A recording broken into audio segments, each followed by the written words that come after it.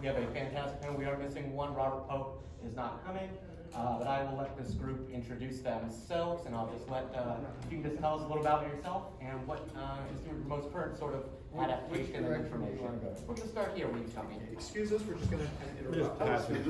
Pass it through. Hello, folks. Hello. We're sorry for interrupting. Woo! Got mine and said, oh, Star Wars. All right. My name is Elmer Fudd. I own a mansion and a yacht. I'm Tony Isabella, the creator of Black Lightning, Misty Knight, Tigra.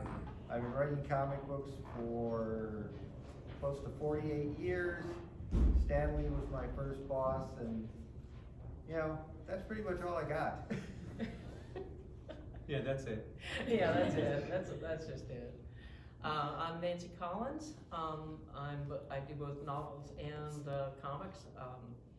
My first novel, Sunglasses After Dark, won the Bram Stoker Award from the Horror Writers Association and the British Fantasy Award. And you can either credit or blame me for having accidentally created urban fantasy when I did that. And I've been working in comics for 30 years, more or less. My first gig was Swampthing. I'd never written a comic before, and then they gave me Swampthing. And I ended up somehow getting nominated for an Eisner. And since then, I'm the first and only woman to have written Swampthing. I'm the first woman to write Vampirella. I've worked for Marvel, DC, Dark Horse on a bunch of licensed stuff, Dynamite. And I continue to write novels, and I'm currently now starting up a studio with my creative partner Craig Hamilton in Macon, Georgia, called Art Baby. My name is Jim Butcher. I'm the author of the Dresden Files. We've had some things. Dresden's gone to comics, and I've written and then just kind of backed off and done some editing and outlining for them. And then I've also converted Spider-Man into a novel at one point. So. My name is Victor Gischler, and I guess I'm on this panel because I've done a little Angel and Faith and a Spike miniseries and stuff from the Buffy verse. So that was fun to do, and I did a miniseries which tied into Independence Day. So I guess that's my adaptation entry into this panel. I have also adapted some of my own comics into screenplays, which have gone nowhere, so I'm the failure, the example of failure in the room, so I can tell you all about how to do that. So I'm excited. All right, so I was interested in how people were initially approached for adaptations. Are these things you sought out, or were they sort of landed in your lap by a project you were already on or doing? So maybe we want to hit on that first? Excuse me. In the case of, I think the first thing I adapted were like some horror stories for Marvel's black and white magazines, and I did Doc Savage for Marvel for a very short time. Basically, it was, in the case of Doc Savage, they knew I was a Doc Savage fan and asked me to come onto the book for a couple of issues. In the case of the horror stories, Roy Thomas would say, hey, we got the rights to do Drifting Snow by August Derleth or Light of Other Days by Bob Shaw. And again, because, we were all friends, we talked about stuff, he knew I was a fan of these things, so I was asked to adapt them. And that kind of, a friend of mine was editing Star Trek comics, needed Star Trek stories, so I wrote some of those. That's pretty much the way it's worked, is somebody within the industry has said, hey, we need some of these, can you do them? And that's how every adaptation job I've got has been along those lines. Yeah, I was trying to think back to the first thing that I did that was an adaptation or a licensed property, whatever you want to call it. I mean, when you're in comics, to the great extent, you're always working with a licensed property in the sense that you don't, technically Swamp Thing. But the first one I can remember was Jason versus Leatherface. Which was my friend Jim Salicrup was the editor at Topps Comics when they wanted a crossover with the idea that eventually New Line Cinema was going to be doing it, doing a series of films that crossed over Jason Voorhees from Friday the 13th with characters from, Nightmare on Elm Street and Texas Chainsaw Massacre, because they were all being done by New Line. And I was friends with a guy at New Line, who now that I'm saying that out loud, I have completely blanked on his name. But he liked my work and told Jim Salacrup to find something that would work for me. So he said, "You want to do Jason versus Leatherface?" I said, two guys, neither one of which speak, and neither of which you can see their faces. And I said, "Well, can I use Leatherface's family too?" And he goes, "Yeah, sure, why not?" And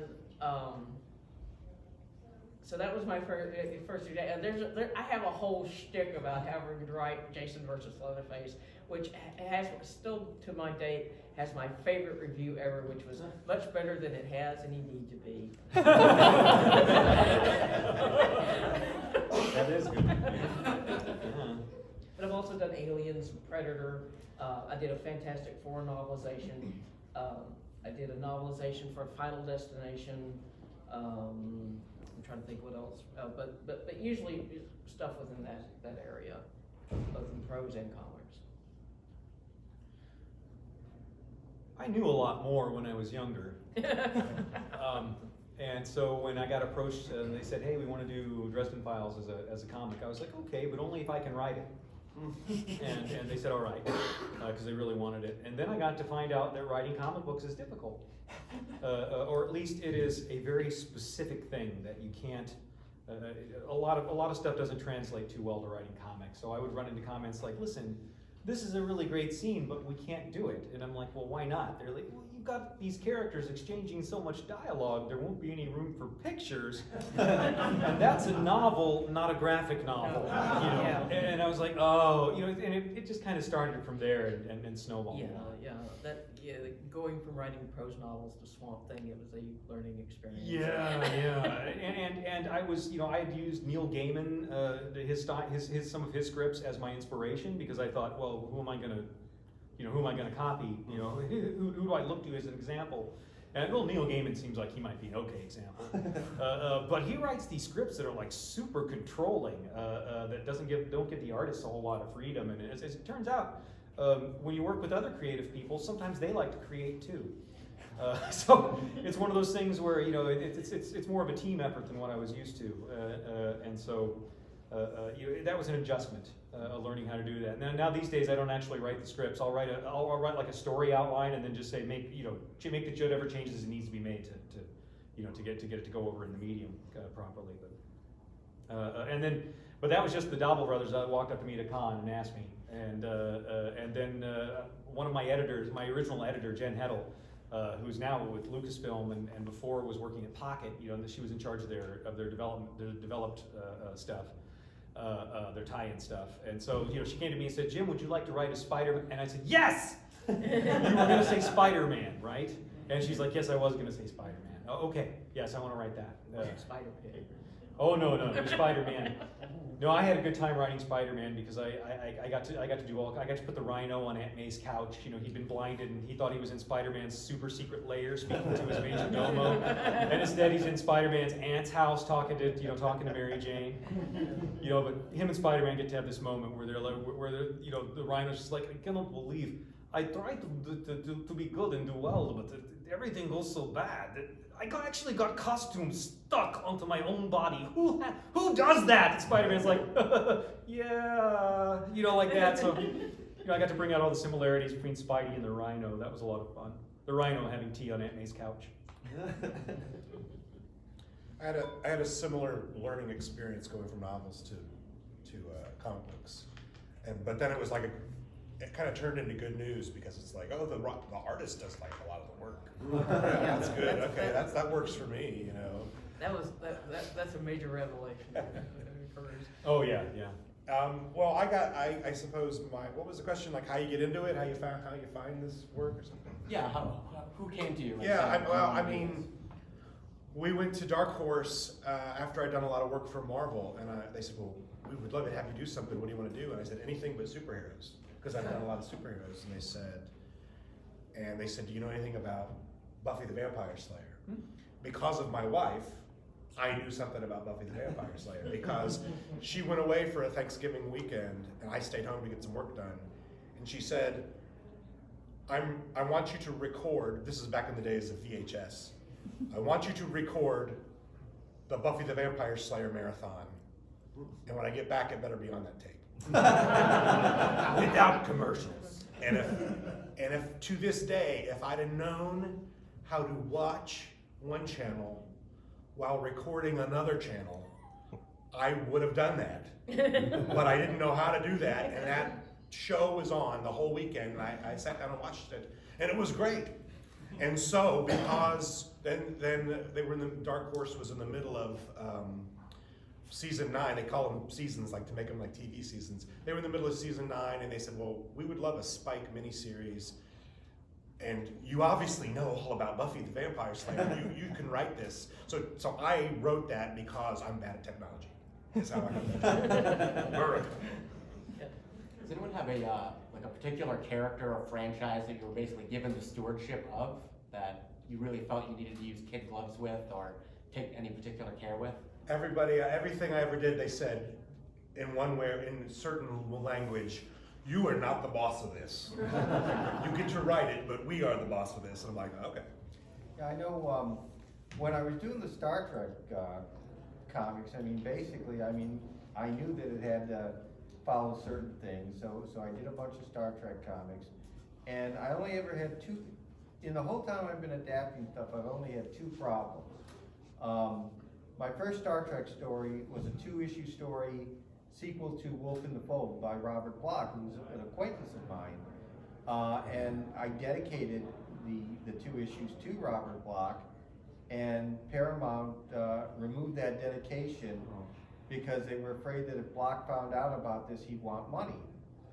And my argument that, well, if his contract for writing the original episode includes that he gets money, he will find out about this. And I know he found out about it because I wrote and told him, hey, Bob. And then I had done a story called The Trouble with Bear Claw. They had introduced a character called Bear Claw who was an indigenous American and a bigot. And so my question was, why was this guy allowed on the Enterprise? So I did a story that basically focused on why they were taking a chance on this guy that they knew was a bigot, that they knew could be a problem. And it was a very well received story. It was actually selected to be in the first Best of Star Trek collection.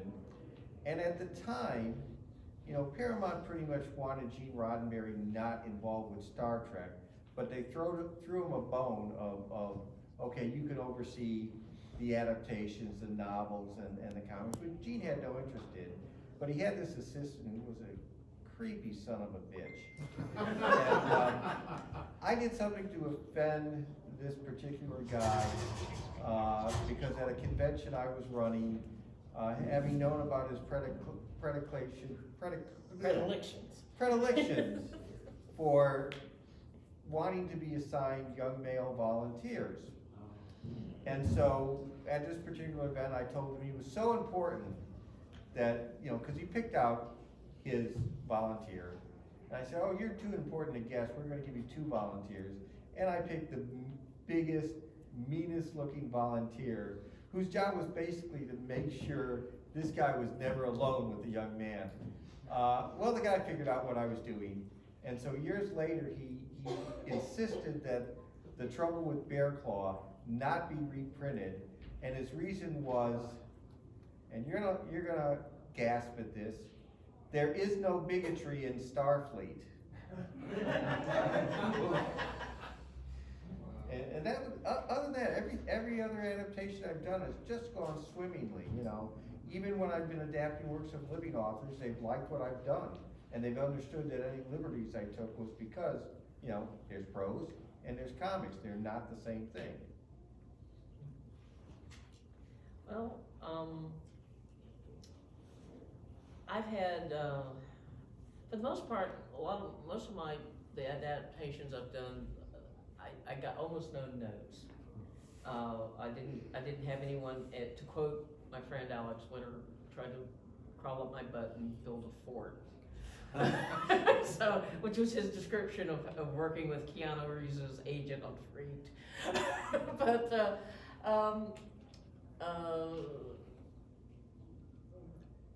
the most interference I ever had from when I was trying to work on something was probably the first one, which was the Jason versus Leatherface, and it was all from the Texas Chainsaw Massacre people, because they were at that time making another Chainsaw movie, with the one with Matthew McConaughey and Renee Zellweger. So they kept changing the names of the characters on me, you know, it's like, and so as the comics were coming out, the names of the characters were changing from literally issue to issue. And the Friday the 13th Jason people, I asked, is it okay if I like give Jason like, do some stuff with Jason? And they go, well, like what? Well, you know, like give him some character and motivation. And they went, sure, why not? We don't care. And so I said, yeah, okay. So I'll actually, you know, no one cared what I did with Jason, but they were like on me about the Chainsaw family. And that was, Wow. yeah, mainly because they were just making a movie at the time. If they weren't, they wouldn't have cared. Huh. And I always felt that besides the one review that said much better than it needs to be, I knew I did it right was when I went to a convention and Gunnar Hansen, the original Leatherface, hunted me down and you know, he had a copy of it and he was like, "You wrote this?" And I was like, "Yes." Yes. And he said, "I want to shake your hand because you're the one of the few people who understand Leatherface." And so I will take that as a compliment. Maybe. When I was working with Marvel doing the Spidey novelization, I got done with it, and because they insisted on everything up front, right? Like you got to show them an outline and the stuff of all the, you know, a précis of all the characters, and then they have to have a meeting and vote on it, and there's this whole process apparently. So I got done with the script, and it was only about 50,000 words long. I was like, I thought it was going to come out at least another 30,000 more than that. Okay, I need to add a subplot, so I start doing that, and I tell my agent what I'm doing. They're like, "Oh, you can't do that." I'm like, I can't? "Oh, no, this has already been approved. We can't change it around now until they have another meeting." And I'm like, "Okay, well, when's the next meeting?" "Oh, it's not for 3 months." Oh, just don't tell them. They don't know. Yeah, but the book is you know, I'm like, "Well, the book is due in 2 weeks," and they're like, "Yep." So it's like, well, what do I do here? I had to stop and think about it, and I decided that if I was a romance writer writing and run into this problem, then the simplest solution would just be to write more orgasms. But as I was writing, you know, I was writing a comic book story, so the solution was more kapows. So I just went back through and added in 30,000 words of fight scene through the course of the book. It's like, oh, here you go, I guess. But Bob yeah. Ingersoll and I wrote a Captain America novel, which was Captain America being put on trial by a militia group.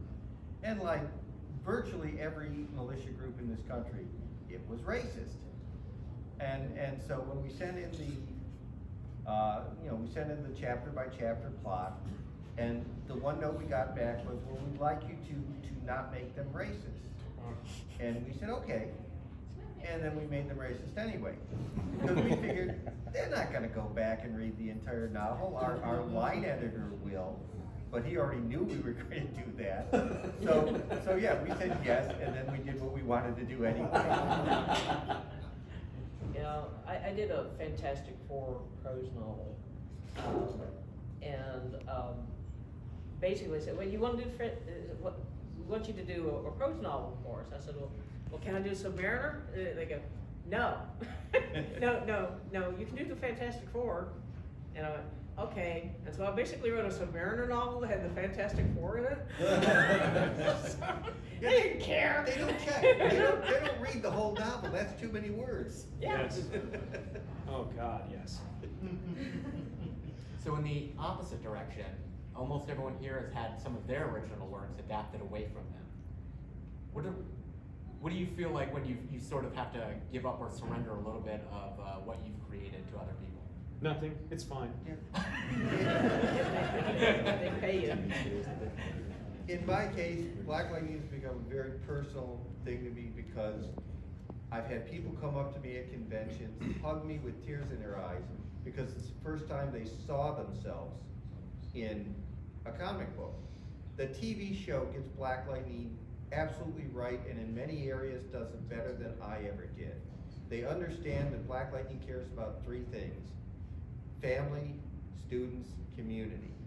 And we have the same core values, and my relationship with the show couldn't be better. In fact, if you watch the season finale on March 9th, I'm in it. I have lines and everything. But then you go over to DC Comics, and they're currently doing a version of Batman on the Outsiders, or as I like to call it, Driving Miss Batman, where they have reduced Black Lightning to Batman's support Negro. He's abandoned his family, he's abandoned his students, he's abandoned his community to basically do these personal jobs for Batman, who is too emotionally distant to do these jobs himself. It's a crap book, and DC Comics always gets mad at me for making fun of it, but I will fight. You know, even though I don't have a lot of power because they own the character, I will always fight for the integrity of that character. But fortunately, I have the TV show, which currently is the only authentic Black Lightning that you can find. Which has been up for season 4, right? It's been renewed for season 4. There's gonna be some interesting stuff in season 4 that I can't talk about. I'm really hoping they bring my character back, because they paid me a ridiculous amount of money to do my small part. And put me in a hotel room, a hotel suite so big that when the hotel knocked on my door to bring me like complimentary water and chocolate, I was at the other end of the suite and didn't realize it was my door they had to call me. So yeah, the Black Lightning show, the cast actors, everyone there, they treat me with incredible love and respect. And I know that's not the case for a lot of comic creators whose work gets adapted into TV and movies. But that's been my experience with that show. Well, in my case, I actually adapted my first novel myself into a graphic novel format. So I didn't really, I was still able to stand hands-on with that. But most recently, and I've had a lot of my stuff optioned, but I've never actually gotten to see it in 3 dimensions before, until the Swampthing streaming series most recently, where and I was not aware of it at the time, but apparently they took one of my characters from my run on Swampthing, actually 2 of them, and combined them together into Virginia Madsen's character, Mrs. Sunderland. And she's actually a combination of Bubble Sunderland from my comics, who she bears no physical resemblance to, and Sunderland's daughter, Connie. It was mashed together. And I was not aware that this had happened until I got a royalty check. A couple of months ago. Oh, that's nice. It's a good way to find out. And it's like, and it said in the little thing, it said for Bubble Sunderland. I went, really? So, and I have to say, at the time, I was like, that's more Connie Sunderland, the daughter. But I shouldn't be terribly surprised, because the guy who's executive producer on the series, Mark Hayden, I have known for 40 years. so apparently he did me a solid. Yeah, they don't break down my Black Lightning royalty checks by characters at all. Yeah. It was a nice surprise. Mark's a good guy. Oh, yeah, He and I have been friends for a long time too. Yeah. Long distance friends, but yeah. Yeah. He's a solid human being. Yeah, very solid. At least 6'6". At least. We've got about 15 minutes left. Why don't we take some questions from the audience? Who has a question from the group here? Yeah. Well, I was hoping that maybe Jim could talk a little bit about the The old TV series adaptation. It's for the sequels. Yeah. Let's see. I had zero contractual influence on anything that happened in the show, because when they called up and they said we want to do TV rights, what I heard was we want to pay for your family's health insurance for 6 months. I was like, yeah, I'm okay with that. And then they actually made it into a show, which, okay, I guess that's happening. What I did do was there were fans who they were trying to figure out who was doing the show once there was word that the show was going around. So the fans went out and started hunting down who it could possibly be that was running the show. And between the, among the IQs of the hive mind, they found out. And so there, and then they told, I think they told Priscilla, and Priscilla told me. So I wrote the guy. I got in touch with him, and his name was Robert Wolf. He'd done some stuff on DS9. He did Andromeda. The first couple seasons they fired him after everybody turned into Sorbo. Really they did. The characters all turned into Kevin Sorbo's character, just lesser, But anyway, so I called him up and I said, hey man, I've kind of heard some things, and I put there's a couple things that gotten put together, and are you the guy that they tapped for this? And he goes, wow, yeah, you're a real life detective. I'm like, yes, I am. I certainly am, sir. And so we chatted for a while, and kind of opening in the conversation, I'm like, hey, you based the Dominion on the Roman Empire, right? Because it looks really Roman. He's like, oh my God, nobody out here understands that. Because they had like their legionnaires with their warriors, and the Horta were their Greek advisors, a little bit more refined and relaxed and so on. And then there were the shapeshifters with the Roman citizens. And he's like, yeah, that was exactly the model I used. So we sat down and talked about running D&D in a Roman setting, because we've both done that, and we both didn't know anybody else who'd done that. And kind of went on for a while and just sort of geeked out on things, and we got along. And so he was like, okay, man, listen, I want you in on this. Do you want in? And I'm like, oh, well, I'll do what I can. And so they sent me scripts and to look at and so on. When I'm on the show, I was doing stuff there. But at the end of the day, the show kind of got sabotaged from the inside. This is my conspiracy theory. I've got like a board with push pins and yarn and everything. I don't have a lot of proof, but I really feel that undermines a good conspiracy theory. So, but the guy who was doing my show, I just got done doing Battlestar Galactica. David, I don't want to say David. It's not David Prowse. He's the guy who played Darth Vader. David somebody. But anyway, but he had just got done doing Battlestar Galactica, the global critical and popular acclaim. And he was the vice president of sci-fi under Bonnie Hammer, and I don't think Bonnie Hammer likes science fiction very much. But if your vice president if your VP comes out with like a really, really good show that does really well, and he does it once, maybe he's lucky. If he does it twice though, then he's better than you, and you might not have your job much longer. So as a result, all these things started happening behind the scenes, like right before the show started shooting. Like originally the show was going to be a serial, like the books are. But then they put somebody else in charge of it, and he had just gotten done with Charmed. And he says, yeah, people don't like serials. It's like, oh yeah, of course not. They just hate them. Game of Thrones. Yeah, et cetera, et cetera. But people don't like serials, so we're going to do this episodic. And they're like, yeah, but we're start shooting in 2 weeks. There's no time to rewrite this thing for that. He's like, just change the order of the episodes and change characters' names so they don't connect anymore. It'll be fine.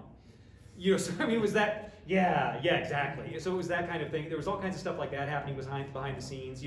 Robert was supposed to be in charge of it, and instead they said, no, you're the ground commander. The guy back in LA is going to be in charge of it. So he would write like script changes and send them in by 9 o'clock, which is appropriate in LA time. But that's midnight in Toronto where they were shooting it. And by the time everybody got called and everything, actors were getting calls at 2 a.m.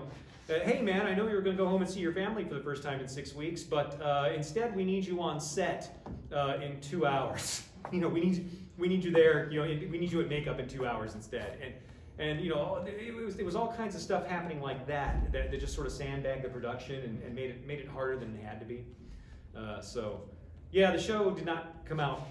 I like to think of it as a glass half full. It got canceled before it could really ruin anything. And it did me a lot of good. I mean, it was still like a targeted commercial. It was airing at 8 o'clock on Fridays. Who's watching TV at 8 o'clock on Fridays? My people. The nerds. My people are watching TV at 8 o'clock on Fridays. So, I mean, so it did me a lot of good. But yeah, I was sort of disappointed at the way things turned out. It could have been a lot better. I did have a little follow-up, because Nancy, I saw something you had posted about an adaptation of the Sonya Blue novel. Yes, that is like a lot of things, kind of wandered off into the ether. Oh. It's still technically in development, but I think it's gone into development hell. Oh. So there's been multiple changes in people involved, and I'll find out next month whether or not they want to continue, extending development on it. If not, then I've got another Hollywood producer who's been checking his watch, asking me, when that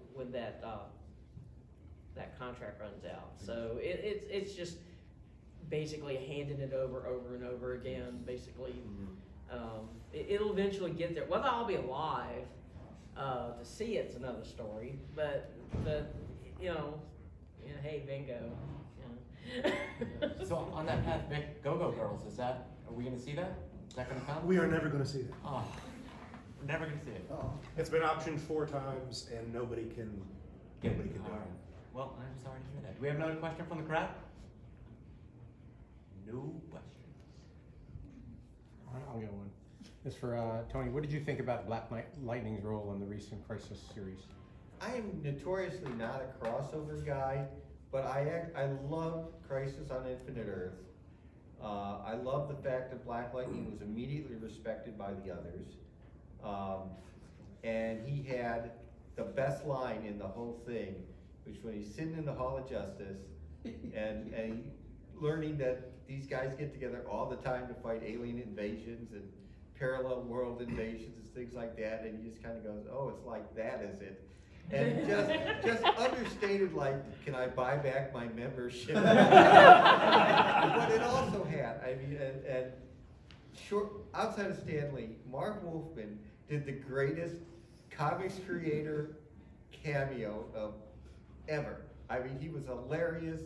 He was genuine, because he really is a goofball in real life. I love Mark dearly, but he's raised the bar really hard, really high for anybody else who does these cameos among comics creators. So, having said that, you're glad that Black Lightning is not in his own universe anymore, that it's shared? The thing is, the fans really wanted the possibility of crossovers. The actors wanted to do crossovers. I'm kind of looking forward to seeing, Thunder, maybe Thunder with White Canary at some point. And I think, Jennifer, Lightning, China Ann McClain, I can see her playing off well against any other character in the DC universe. So yeah, I'm kind of thinking that the Black Lightning cast crossing over occasionally can bring some nice street value to the other heroes. Little reality shock. Thank you. Any other questions? All right, we only got a few minutes left. What are you guys working on next? And also, where can people find you at the con? I'm on the 3rd floor Artist Alley. It's 3E, so it's on the east side of Artist Alley. And as far as what I'm working on, I have contracts for a ridiculous number of books from a publisher who will literally publish anything I want to write. So I'm currently simultaneously working on a novelization of my Cheesy Monsters Raid Again panel, a book called Black Lightning and My Road to Diversity, and a series of collections of my monster movie reviews that are all themed. So there'll be a book on sharks, there'll be a book on summer camp movies, so there'll be at least 1 and maybe 2 books on Christmas horror movies. So Shark should be a series in itself. I am ridiculously addicted to stupid shark movies. So yeah, I'll be reading a lot of books while developing comics projects. That'll be coming out early April.